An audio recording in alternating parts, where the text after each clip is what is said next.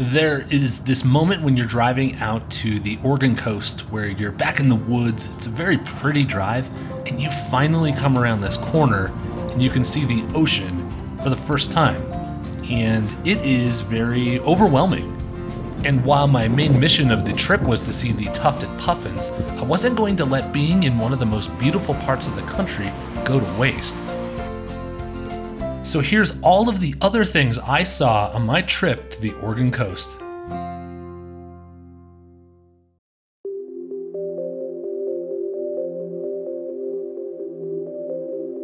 I think most people associate the Pacific Northwest with gloom and lots of rain. Certainly I did. But 4 of the 5 days I was there, we had crystal clear blue skies. So on the second night, myself, my friend Michael, and his wife Annetta all took advantage and took in the sunset right at Haystack Rock. And I'm not a landscape expert, especially when it comes to composition, but I did see a few different perspectives that I thought would make some good photos. I thought the obvious perspective was the sun going down right in the middle of Haystack Rock on the right and another jagged rock on the left. But something else caught my attention, so I adjusted quickly to try to get some shots. I really liked how some of the gulls on the rocks were showing nice silhouettes with the sun-setting sky in the background.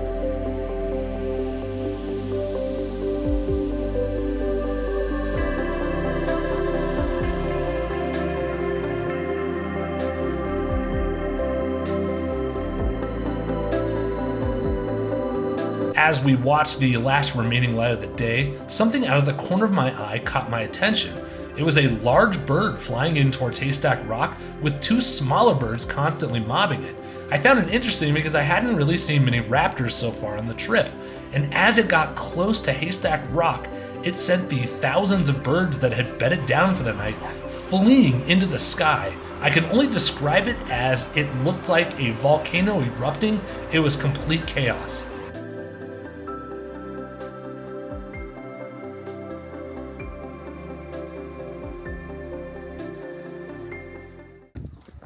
Ecola State Park is one of those places that even if you haven't been there in person, I'm pretty sure you're familiar with it, but more on that in just a second.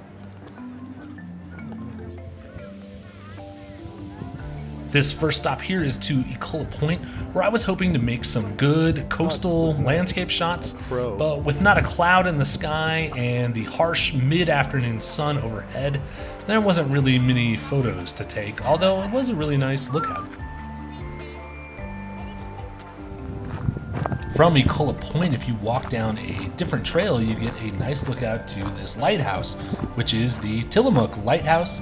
Again, the harsh light, no real good photographs, but a nice view nonetheless.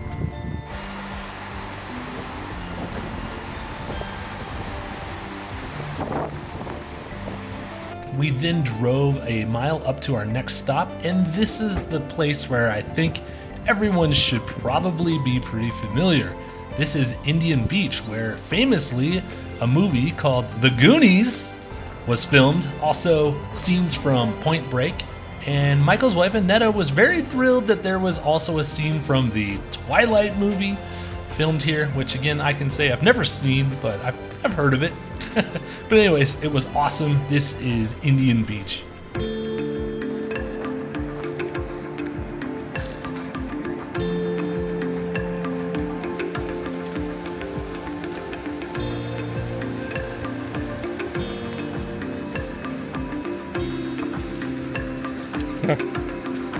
Well, it's pretty awesome.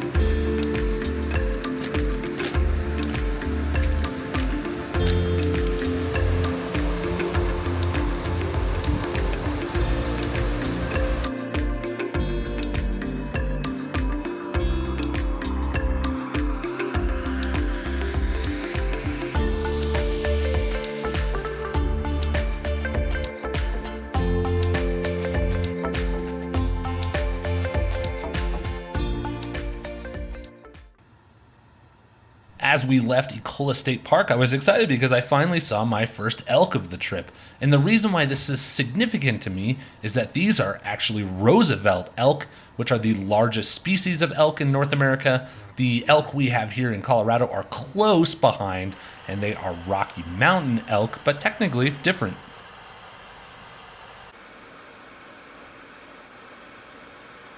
The next day, I was back on my own and I was heading north up to the Oregon-Washington border to a place called Fort Stevens State Park.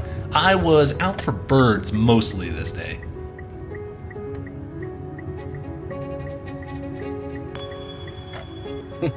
Okay, stop one, and this is Coffinberry Lake. Unsuccessful, although right as I got out, a bald eagle flew in and landed on one of the trees across the lake. And then, of course, by the time I walked over there, which was literally 45 seconds later, it was gone. So, this stop also being plagued by something that has happened a lot on this trip. Screaming at children everywhere, and it's making the birding part of it, not so good. But, I mean, it's the middle of summer in a very touristy place, so I probably should have expected this. But anyways, I'm going to go around to a different spot that maybe is a little less busy, so that's where we're going to go now.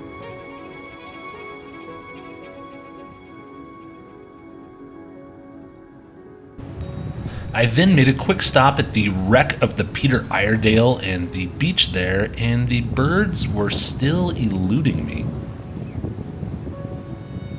I decided to press on further north. In fact, I went as far north as you could physically go, all the way up to the jetty. But when I got there, it was also a little bit of a surprise. Well, this is not good. They are doing massive construction out here. I'm out here at the quote jetty, and this is what it is. Well, I might still walk up there and see if it's interesting looking. But yeah.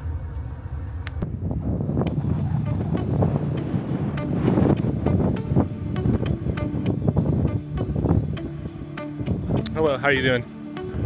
And it was an awesome lookout, and it had a great view down the coast, but I couldn't help myself from wondering what it could be like under more ideal conditions.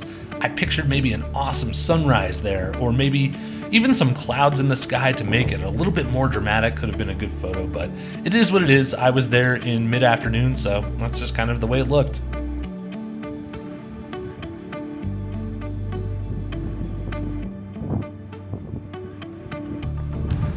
Disappointed at the shutout for the day, I made my way to the last stop, which was the Columbia Beach trailhead, and it had a promising sign at least.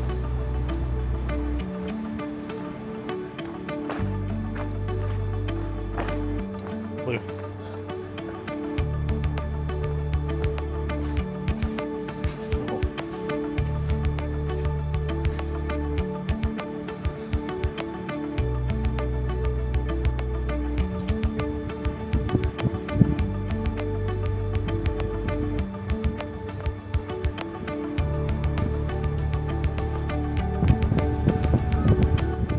As I walked down towards the beach, I didn't really see a lot of bird activity happening.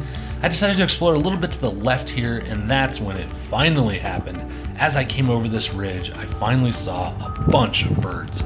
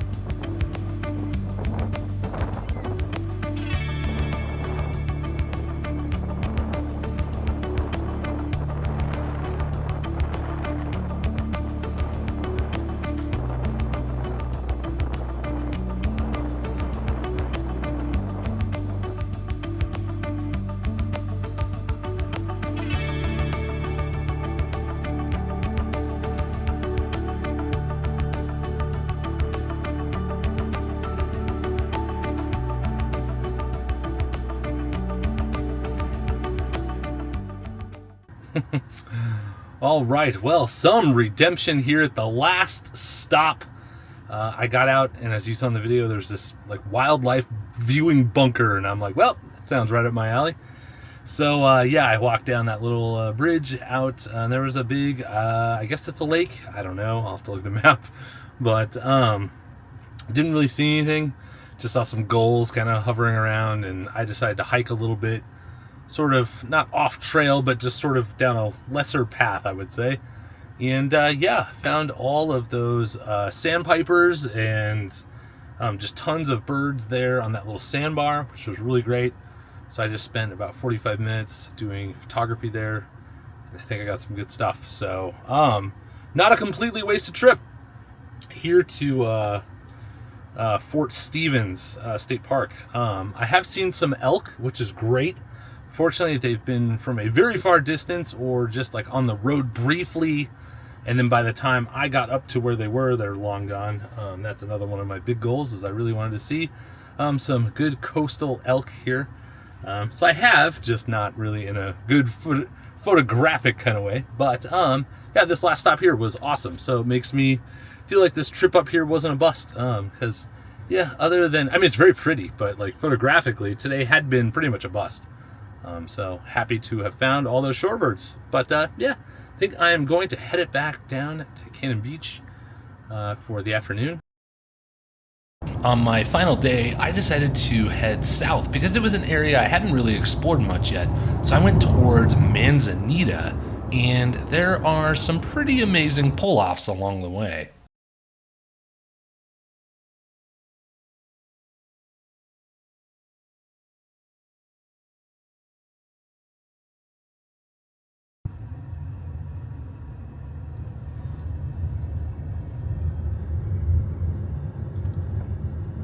My main area for exploration today was Nehalem Bay, where again I was looking for birds, and again I was running into the same problem as the day before.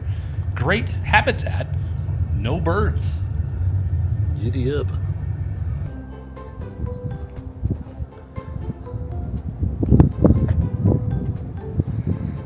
Yeah, so I'm here in Nehalem Bay, and I'm out here on this nice little muddy spot where I would expect a ton of birds, but yeah, I'm not really seeing many. It's just kind of a little surprising. So I'm just kind of walking down here to see if I can find any sort of shorebirds along here, but so far not much. So we'll see.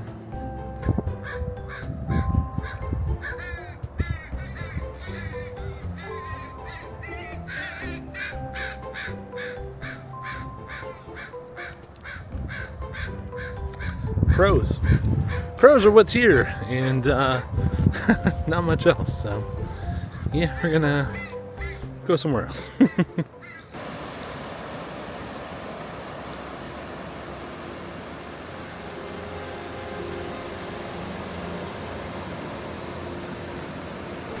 Alright, I am here at Arcadia Beach, and why I stopped is because it's gotten really misty, so it's making for some nice moody shots, at least so I'm hoping. So that's what I'm going to try here.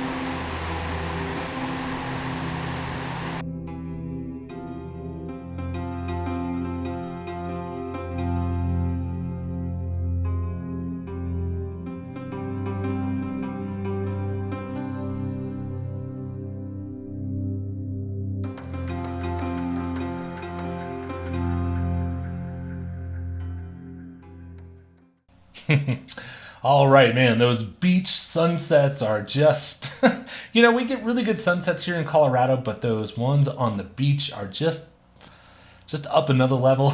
So hopefully you enjoyed my second part, which focused again more on doing some landscape stuff.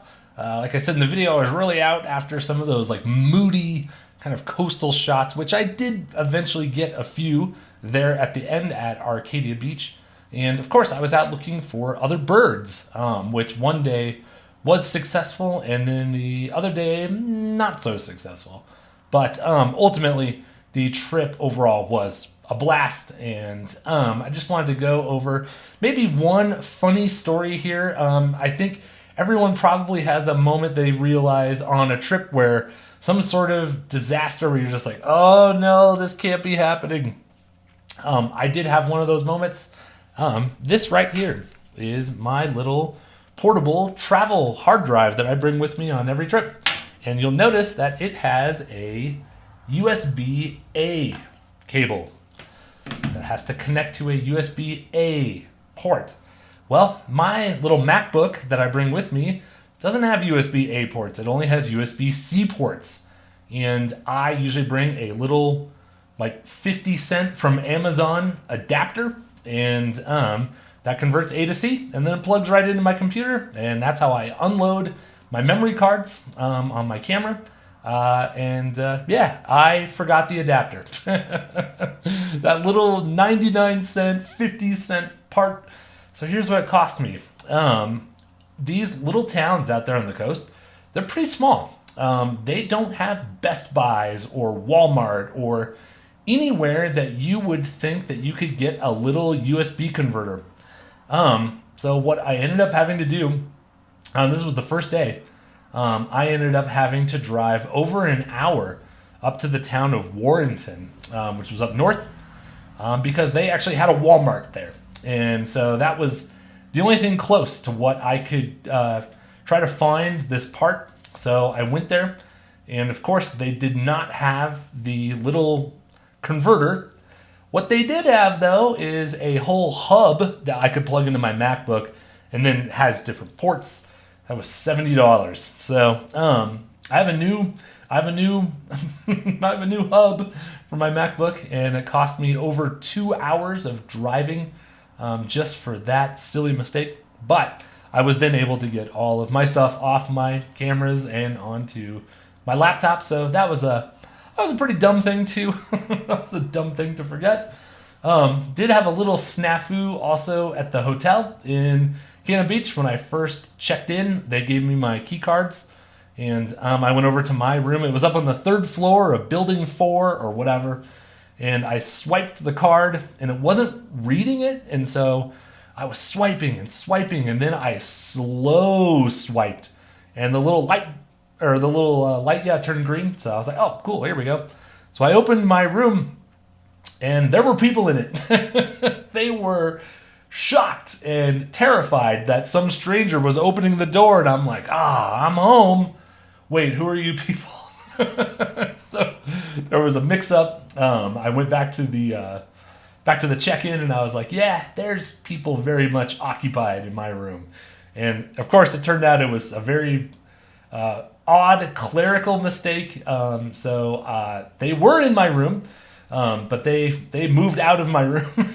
And then they ended up comping me that first night just for the inconvenience, which actually was very nice of them. And the hotel itself was great. I didn't have any other problems after that.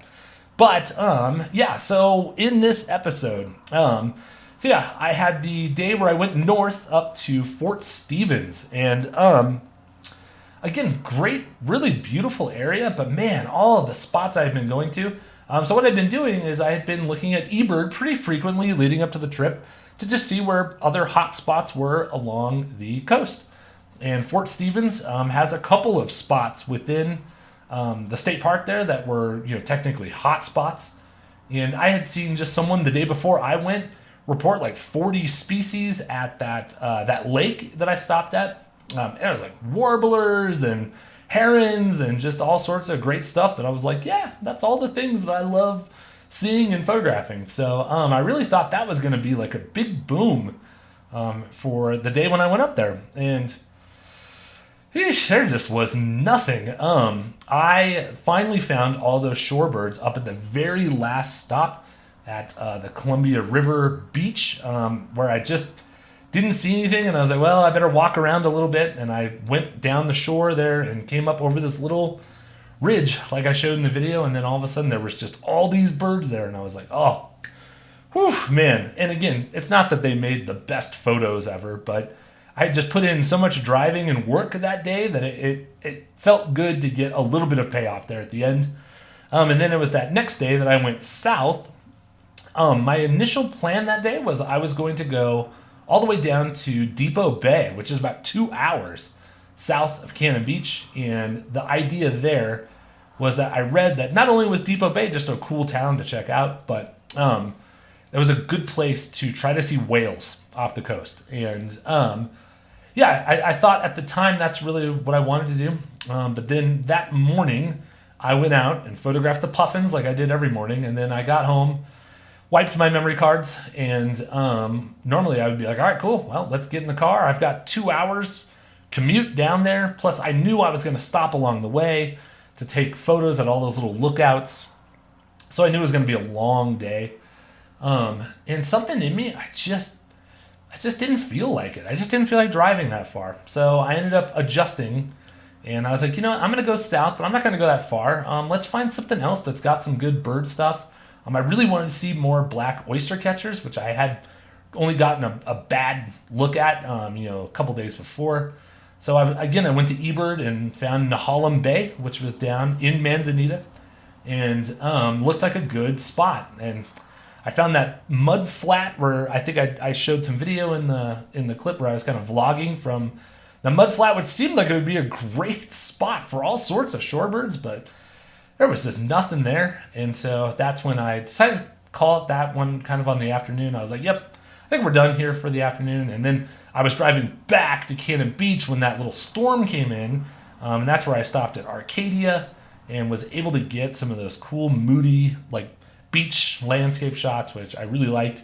And that storm that came through was not very intense. And as quick as it rolled in, it was gone. I mean, within 20, 30 minutes, it was back to blue skies. So I really had a very small window in there to make those shots.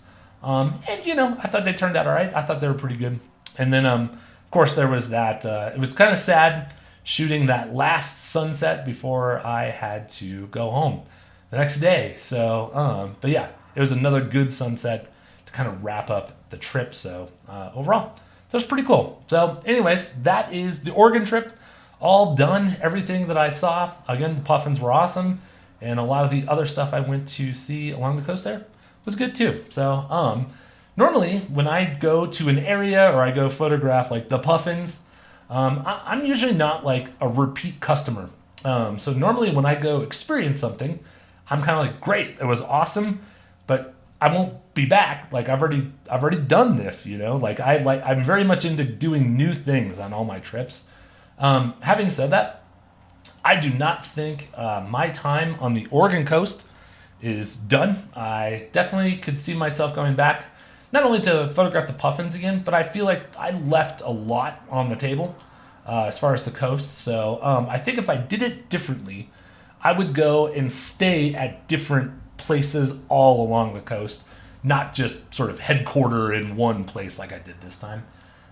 So I don't know when I'll be back, but I think I'll be back. So anyways, thank you so much for watching the Oregon episodes, and I hope you enjoyed them. And I do have a cool thing coming up that I'm going to make a separate little video about coming up probably in the next week. A little teaser. I am going to do a pop-up to try to sell some prints around here in Denver. So more on that coming up, and date and all that stuff. I'm pretty excited. I've never done anything like this, so I'm going to give it a shot. But I will have a whole video about that coming up here probably in a week or so. So anyway, thank you again so much for watching. I'll see you in the next one. Bye-bye.